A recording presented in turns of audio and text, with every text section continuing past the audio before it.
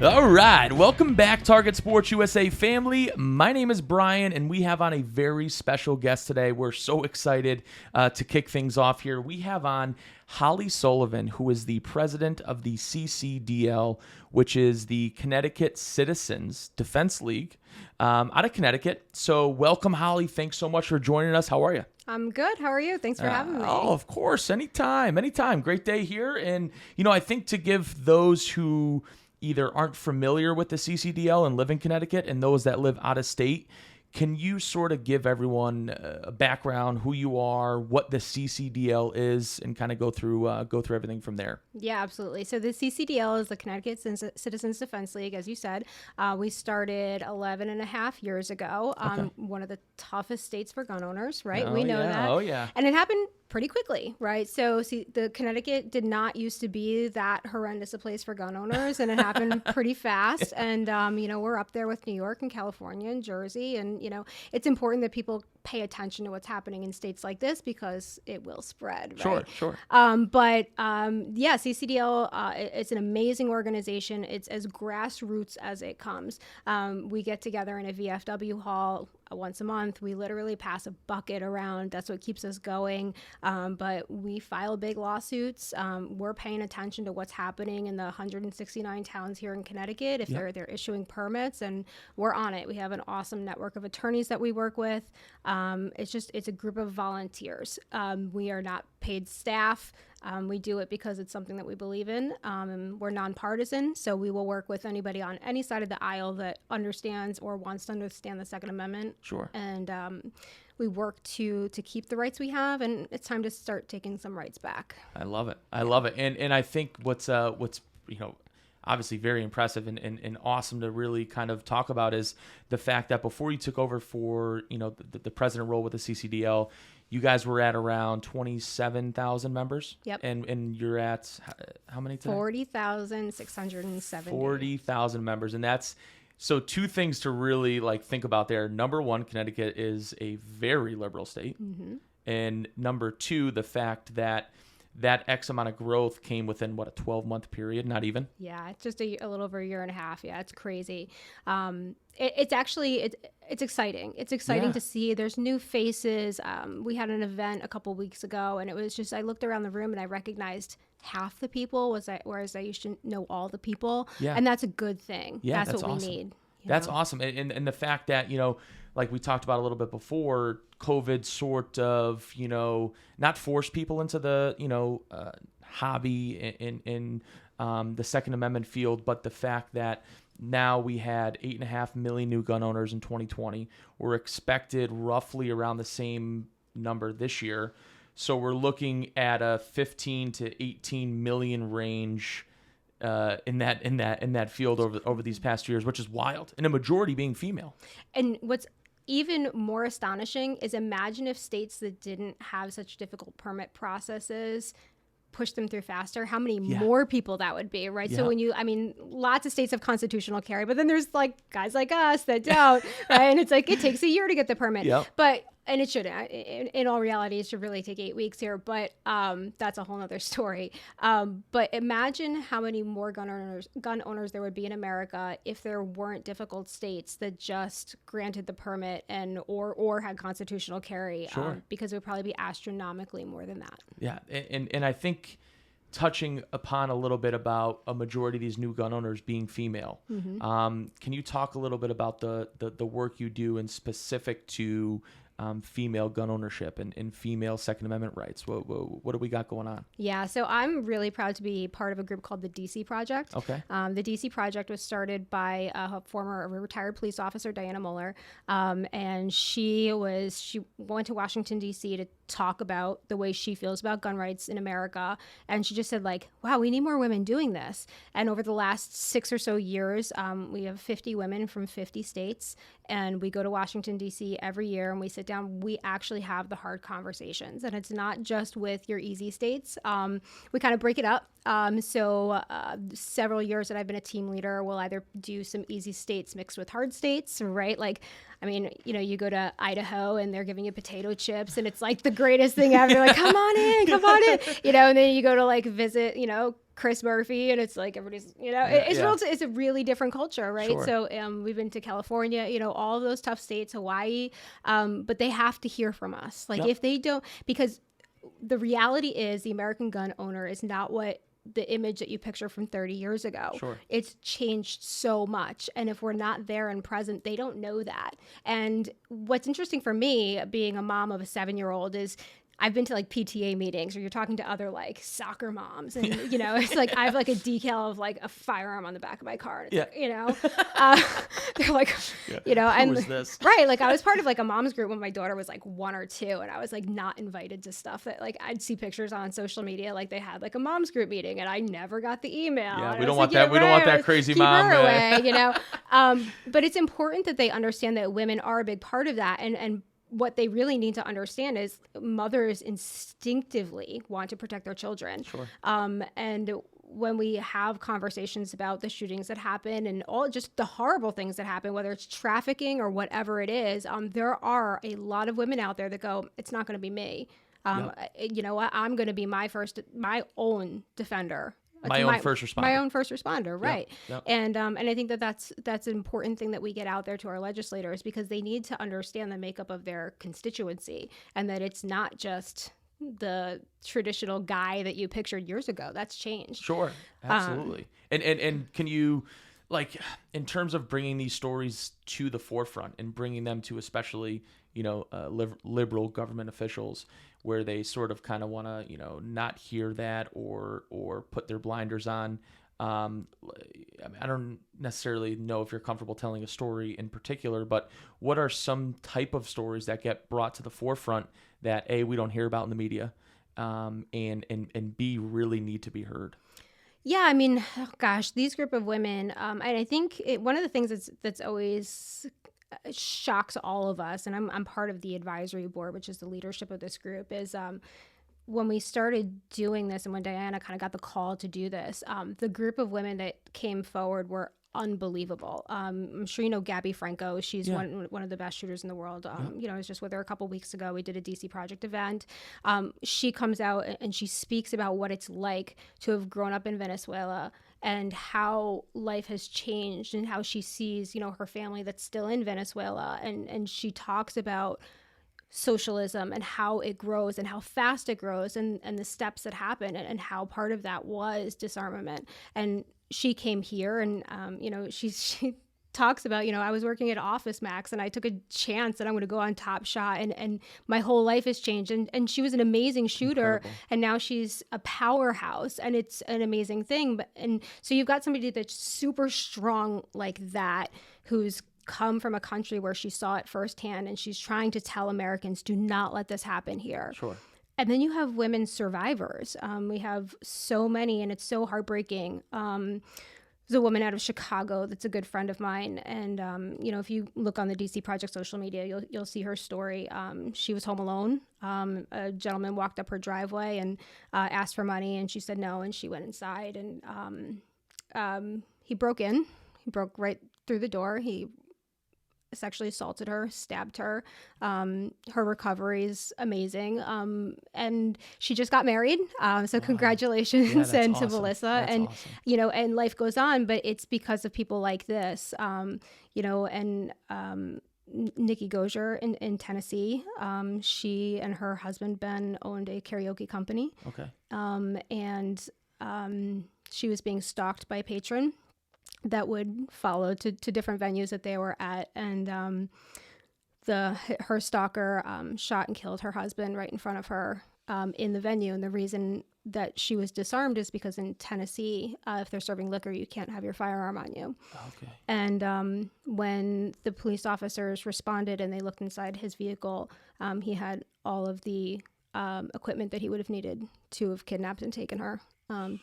So it was in the car, and had they had their firearms on them, which they didn't because they're law-abiding gun owners, as are the vast majority of us, he would have had some means of self-defense, and he didn't.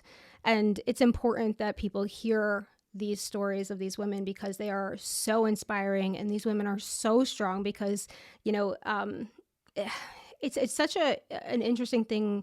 Gun owners kind of get presented as like these bad guys that were heartless, you know, and that's not the case. You look at these women that are powerhouses, man. They've been through some stuff, and they're willing to stand up at a microphone and say, don't do this to anybody else. Don't put them in this position. But, you know, learn about the DC Project for, you know, anybody that's listening. Go and see what they're doing, because it's fantastic stuff, because these are the stories that don't make it on the news. They're not what you're seeing at 7:00 when you flip on the local news. You're hearing like, you know, this person was shot. We got to get rid of the guns. The guns are never the problem. A firearm is an inert item, right? It's the person behind it. Yeah. And until we deal with that, we're never going to fix any of these problems. I agree. And for those who are listening, correct me if I'm wrong here, website dcproject.info. Correct. Yep.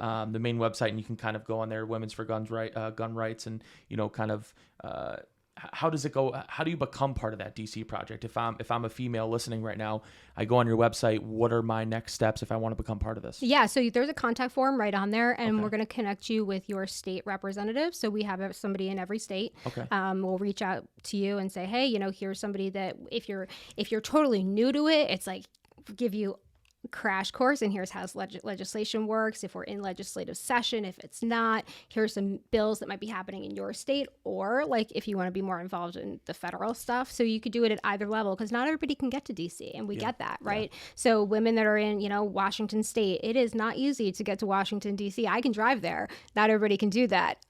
So, you know, we realize that. So then we'll take it down to the state level and help you, you know, pick away at that stuff. And what a lot of people don't realize, and this is something that I did right here in my own town here in Connecticut, found out that there was a school board meeting, and they wanted to, it was a debate about whether or not we should have armed guards in our schools. Okay. And mind you, I live in Southbury, Connecticut, which is the next town to Newtown. I live about 4 miles from Sandy Hook Elementary School. I have a little one. I get it. And they had this, you know, it was open for public hearing, and I went in, as well as one of the Connecticut Citizens Defense League board members. We went in and we just talked about, you know, why this is so important. And at that time, my daughter was in kindergarten, and they had just had their code red drill, and she was assigned a spot. She was told that she was going to hide behind a fan. So I had to, I pled my case. Give my child a better chance than hiding behind a fan. And the argument from the other side is guns have no place in our schools. Guns have a place in our society, whether or not somebody agrees with it or disagrees with it. They're out there. And I sure as heck would want somebody to be there to take care of my child. Absolutely. And give her an opportunity that's better than just hiding and sitting and crouching. Yeah. So there's opportunities at every level of government, whether it's in your town, whether it's a county. We don't do much as far as counties here in Connecticut, but in other states, counties are like a big deal. Yeah. Not here. We're really small. There's opportunities everywhere, and the DC Project will help women find where their voice can be useful. Whatever their capacity is to travel or not travel, whatever it is, will help you get that going. And I think one of the most important things too, which we touched upon before, is the more women to come forward and the more women to get behind this, because, all these stories that you've mentioned are, kind of getting brushed aside and not really brought to the forefront of, not only the media, but just in general, right? Because it ruins the narrative and all that stuff. So the more women that can get behind that, the better. So like I said, dcproject.info, you can check it out more, fill out that contact form, and no matter where you are, correct? Yep. 100%. So I think going off of that, I think something to kind of touch upon is you've been an NRA instructor for I don't want to make it. I want to say 6 years. Okay. It's an interesting thing. So I became an NRA instructor, and one of the things that I've never taken money for a class. Like, I've never charged for a class. What would happen is somebody would say, hey, I have a friend and she wants to get her permit, but she can't afford all of the fees here, and it's expensive to get your permit in Connecticut. Yeah. So I'd say, like, well, let's run a class, and I'll just pay my NRA credentials, kind of keep it going. And, we would do them here or there. If I get like 5 or 6 girls together, and, it was just, times get tough sometimes. And I get that. And a lot of the reason why some people don't get their permit to begin with is that, some single mom, right? Washing machine breaks. Well, guess there goes my permit money, whatever. You roll with it. And, and I think that it's a shame that people will be priced out of education. Sure. So, it's just something that I'm passionate about. Since becoming president of the CCDL, I'll be honest, I don't have the time to run classes, but I've certainly gotten, somebody says, hey, I'm looking for somebody, and I'll say, I'll find you somebody that, that'll work with you. But, it's just a labor of love, all of it. Absolutely. And we touched upon it last episode when I was, when we had on Val, I was talking about, the fact of how many new gun owners entered the industry last year, this year, and with the amount of new gun owners we have, it's one thing, and it's amazing the backing we've had by so many people who feel the need now with COVID and all the issues we had in 2020 that have felt the need to get their permit. But it's one thing to get your permit, and it's one thing to utilize your permit in the sense of training, right? Sure. So we kind of touched upon last episode, getting your driver's license and not driving your car for 5 years ever. Right. So same concept, how important it is to really, whether, you have the money or not, to really educate yourself. And what are some different, avenues people can take in the education aspect and the training aspect, whether, we're talking CCDL in Connecticut or whether we're talking in general? What do you recommend for a new gun owner? What are some different ways that they can go about not only learning how to use their firearm, but training with it? Yeah, most definitely. So we are lucky in such a small state. We have a tremendous amount of trainers out there. There are so many. Look up where your public ranges are. You can certainly go on the NRA website and you can search for a class. A lot of people do only do the introductory, basic NRA class and then they're done. It is important to be out there, and it's important to try, gosh, I mean, we used to have a shoot house here in Connecticut, King 33, where you could actually do like kind of simunition type stuff, go through, shoot houses type stuff. And there's still opportunities. There's IDPA where they can go and shoot, and see kind of some, what it's like to turn a corner and not know what might be there. And I recommend that people do that. Like I've shot a couple of IDPA. I'm like not the best, but that's, it's just about, trying it and to understand kind of like what's like when your adrenaline might be going and what decisions you make. And so I encourage people to do that kind of stuff, and there's so many resources out there to find instructors in the state. And then beyond that, it's important to also know what to do when something goes wrong. Stop the bleed, right? Sure. God forbid there is an accident or whatever. What are you going to do about it? It's not just enough to have your permit and say I'm able to carry this thing. Correct. What do you do now, right? I get it, training is very expensive, right? And it's hard, especially, and we'll talk more about this when it comes to some of the legislation in Connecticut. But it's, you need to know what to do when things don't go the way you think they're going to go, right? If something happens, if there's a negligent discharge, and God forbid, we pray that never happens. But if somebody does have an accident, are you prepared to stop it? Look those things up. It's important. Absolutely. Absolutely. I agree. And I think, moving towards the legislation aspect of it, obviously everyone's talking about what's going on in California, right? So, kind of like an update with that in terms of the assault weapons ban being overturned after decades of, I forgot how many decades it 30 was. Years. Yeah. It was 30 years. Yeah. 30 years. So obviously everyone in Connecticut and other liberal, states are wondering, is that going to trickle down and affect the It could. State of Connecticut? Yeah, and it's always one of those things like you log into social media, and I get it. There's a lot of people that don't follow this stuff that closely, and they're like, the court's overturned the assault weapon. I'm going to go buy what I want. I'm like, no. It's like seriously, slow down or don't go to jail. You can't buy whatever you want yet. So what people need to understand is, so in federal court, there's different circuits, and you're, depending on what state you're in a particular circuit. We're here in Connecticut. We're in the second circuit, so we share that with New York and Vermont. Okay. It's like kind of weird the way it's broken up. Yep. So something that might be happening in New Jersey in their circuit, no, it doesn't affect us yet until it goes to the Supreme Court. The Supreme Court makes the decision of what's going to be the law of the land.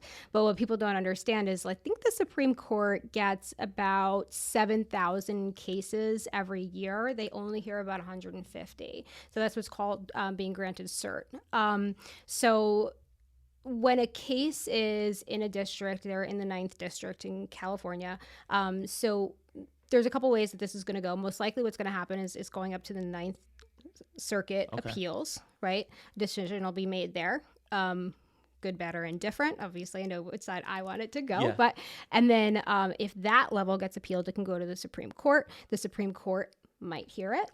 I would knock on wood with a case this important. You would think that it would, but keep in mind, to the average American, they don't even know this is going on, right? So it's like big to us, like not that big to deal to most people. So it's important to keep in mind that, what is it, like 97% of cases never get heard, right? And that's a super frustrating thing when you're in like a 2A organization, because like for us, we worked our tails off and had a case go up to the Supreme Court and didn't get granted cert.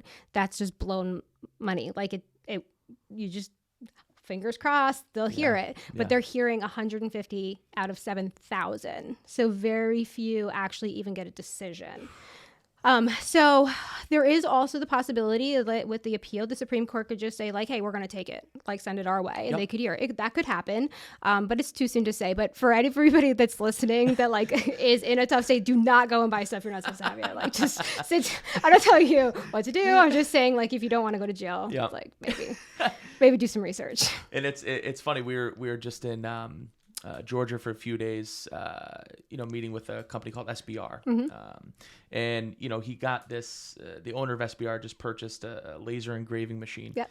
So I'm going over, I'm like, well, what are you doing with that thing? It's like, well, we don't know what what is a gun. Right. So that whole, controversy, I guess you can say, on the rewording of what is a firearm now, that's going around. So he's putting himself in a position, buying laser engraver machines to, is a lower a gun? Yeah. Does the upper make a gun? And based on what that is, they're going to have to send it into a dealer to get engraved and, to get certified.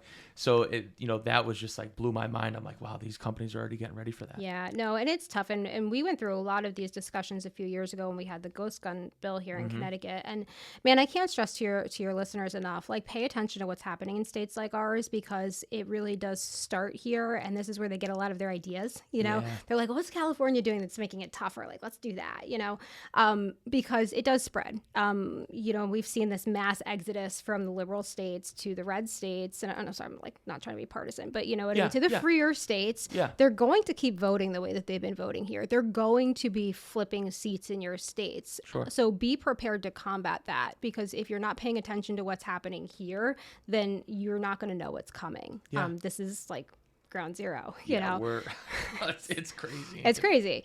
But yeah, when it comes to all of that stuff, like, so for example, with the ghost guns, and we have a brilliant legislator here, Representative Doug Dubitsky, and he has been back and forth, and he's like, so at what point in time does this piece of metal become a lower? And like, nobody seemed to kind of, be able to explain like, where in this process exactly does that happen? So we've been having these conversations here for a long time. Now the rest of the country is starting to have them too. So like, just watch what happens in crazy Connecticut, because it's here, and our neighbors in New York, if they can make it tougher, they will. So yeah, a lot of that stuff is kind of to be determined. In Connecticut, we have others.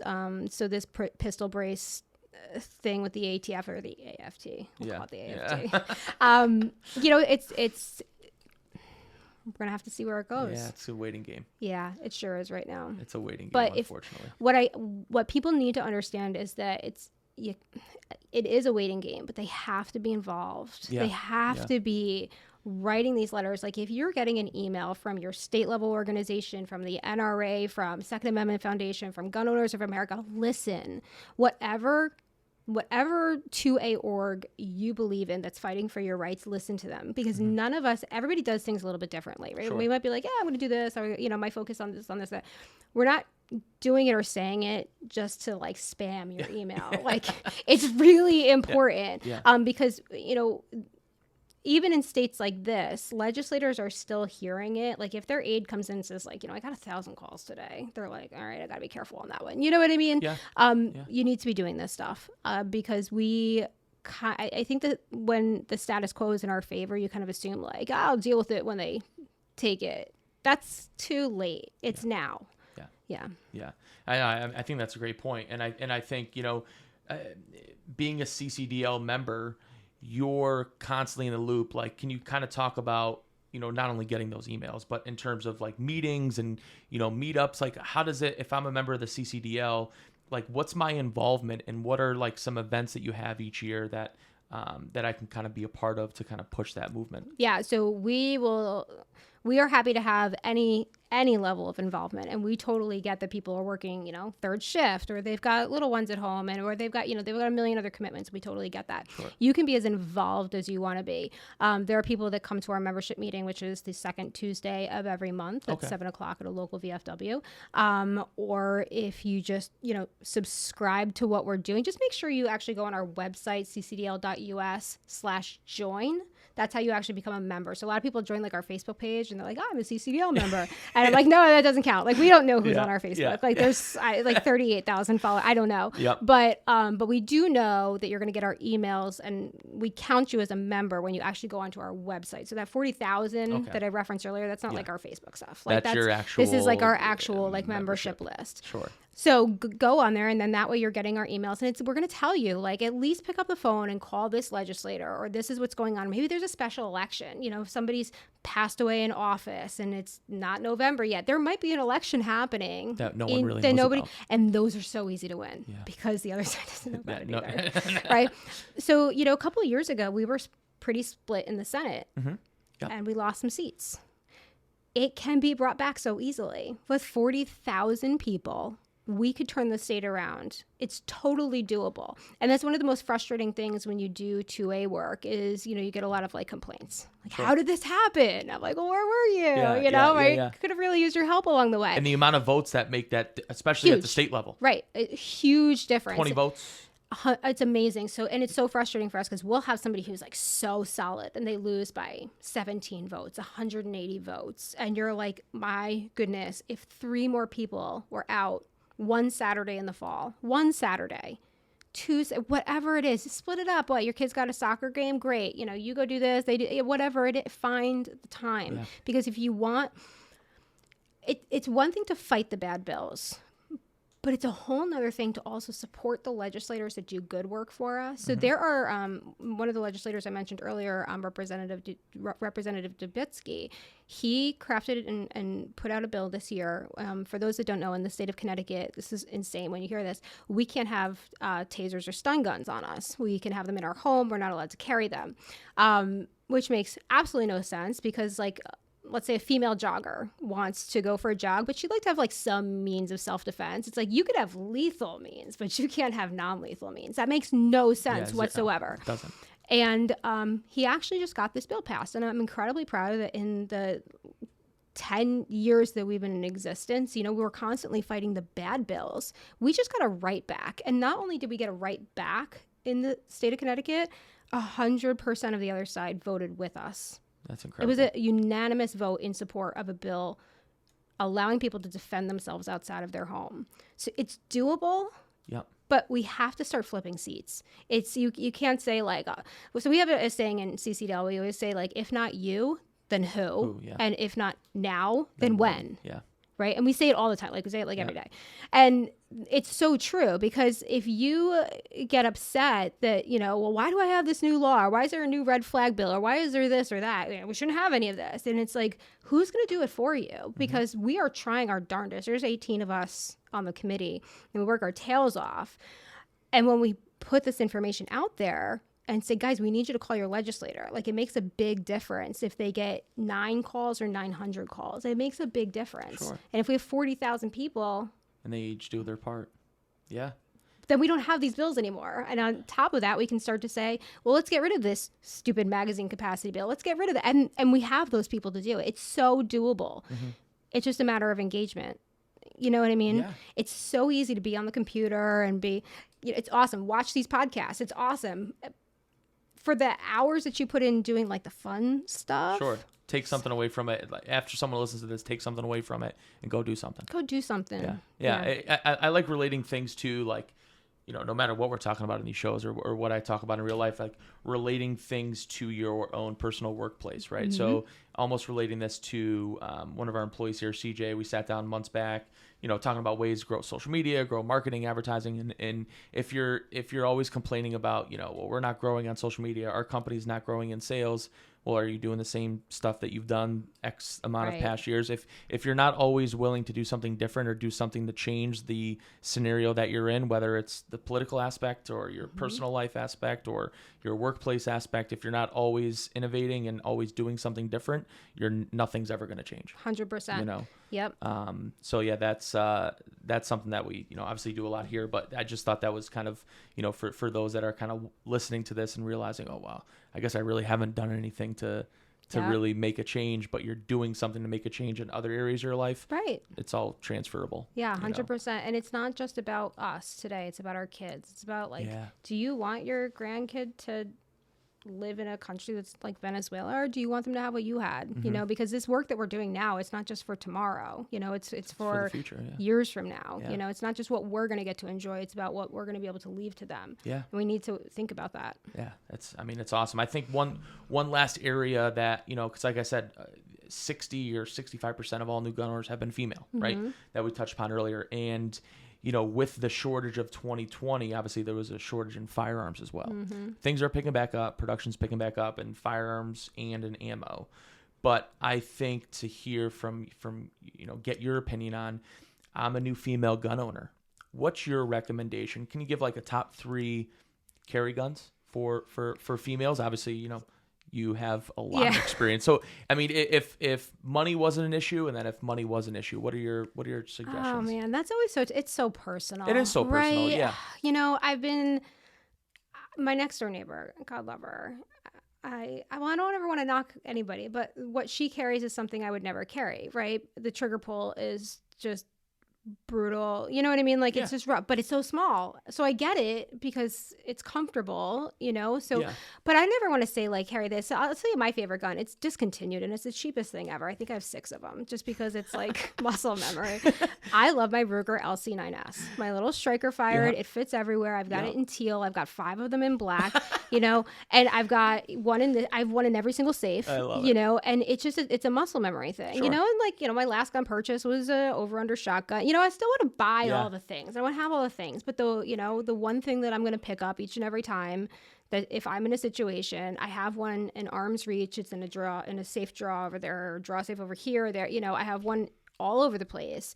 It's the same gun every time. My dad was really into shooting, and he left me an amazing collection. I've got HK squeeze cock. I never shoot the thing. I've got all of these amazing, beautiful firearms Colts with like incredible engraving, like the Bellawood commemorative Marine Corps.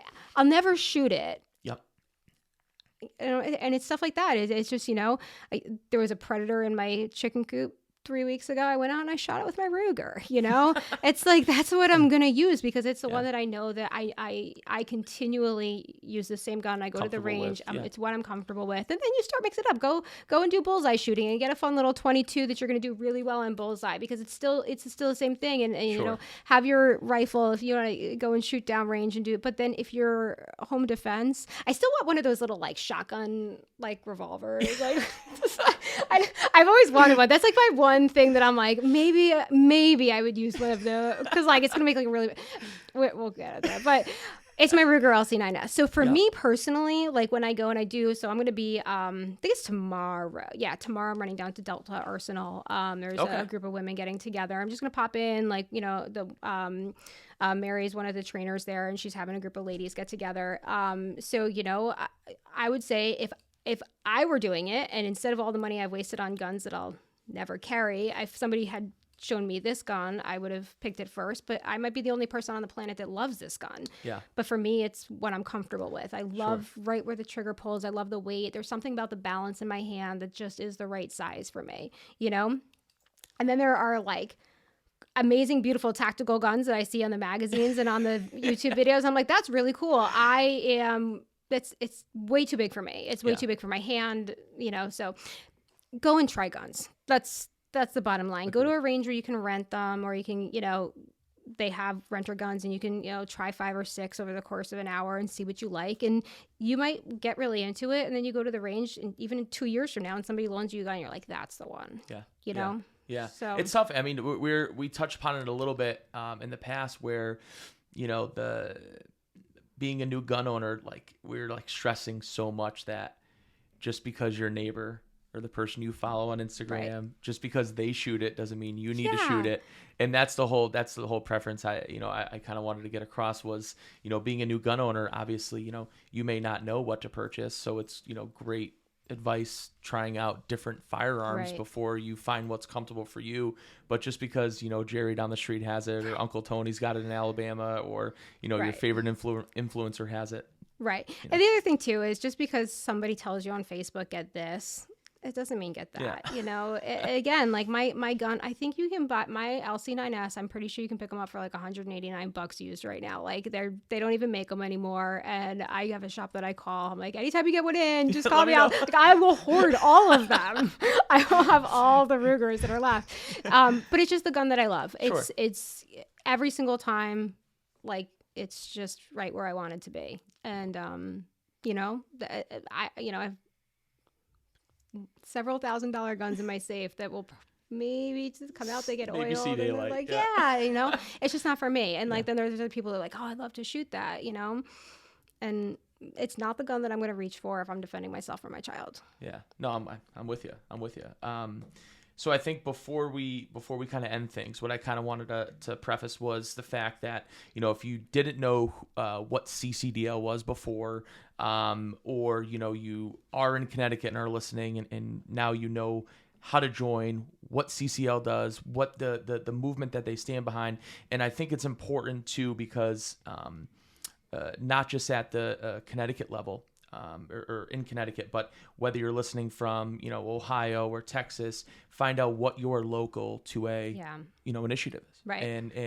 And do everything that you can, because it's something that not only you personally believe in, but it's something that, really needs a group effort, or else, all these stories that you mentioned, nothing happens. Right. Yeah. And the numbers are in our favor. Don't let any politician tell you that 90% of Americans want gun control, because the numbers don't speak to that. Mm-hmm. Right. When you look at all the new gun owners that we have, if we don't use our voices, we are going to lose it. And we're losing it in states like this.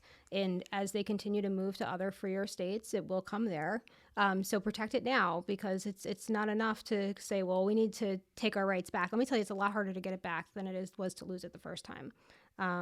It's tough. But these groups out here, by and large, the vast majority are just all volunteers, and they do it because they love it, and they care about it, and pay attention to what's going on. And there's, it could be ammo taxes. It's things that you don't realize until, gosh, there's still hunters in the state of Connecticut that show up to buy ammo, and they don't know that they can't buy one without a permit or an eligibility certificate anymore. And it's been years, Where were you then? Yeah. We need you when it's happening, because it's very hard to get it back when it's too late. Yeah, I agree. So for those that are listening, right, we got CCDL, Holly Sullivan. Thank you so much for joining us. We also wanted to really get across all the females that are listening. Check out dcproject.info. Mm-hmm. dcproject.info, and check that out. And, Holly, I don't know if you want to leave our listeners with, I know you have 100 pieces of advice to give, but what's something that you really want to leave our listeners with today? Probably the most important thing is to use your voice. We use our voices on social media all day long. We're all attached to our phones. We're attached to our laptops. For every, if you took a fraction of the time that you put into doing the fun part, do a little bit of the work, get the good legislators reelected, and start flipping the seats of the ones that are against us, because we have the numbers. We just got to use our voices. 40,000 just in the CCDL right now. Tiny state, 40,000 people. Imagine if 40,000 people showed up on the lawn of the Capitol. Yeah. In a small state with 3 million people. Yeah, it's totally doable. It's crazy. It's totally doable. Got to show up. Have to. Well, hey, listen, I really appreciate it. We really appreciate it. And, thanks so much for joining us. We'll talk soon. Yeah. And, thank everyone for listening. And just a reminder, every single Tuesday, we drop a new episode, Spotify, Apple Podcasts, Google Podcasts, and Pandora, starting to release video formatted podcasts on YouTube, on our YouTube channel. So make sure you check that out. Don't forget to check out the CCDL and the DC Project, dcproject.info. Thanks so much for joining us, Holly. We really appreciate it. And we'll see everyone soon. Sounds good. Thank you. Thank you.